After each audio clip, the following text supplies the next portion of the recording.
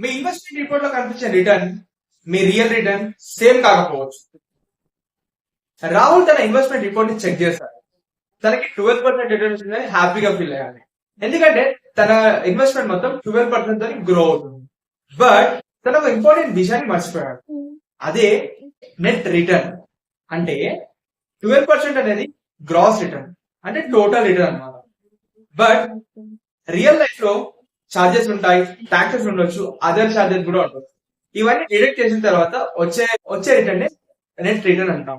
అప్పుడు రాహుల్ కి అర్థమైంది ఓన్లీ రిటర్న్ పర్సెంటేజ్ చూసి ఇన్వెస్ట్మెంట్ చేయొద్దని, లాస్ట్ కి ఎంత మిగులుతుందో చూసి ఇన్వెస్ట్మెంట్ చేయాలి. బికాస్ చాలా మంది చేసే మిస్టేక్ గ్రాస్ రిటర్న్ చూసి ఇన్వెస్ట్మెంట్ చేస్తారు. స్మార్ట్ ఇన్వెస్టర్స్ ఎప్పుడైనా హెడ్ లైన్ నంబర్స్ చూసి అస్సలు ఇన్వెస్ట్ చేయరు.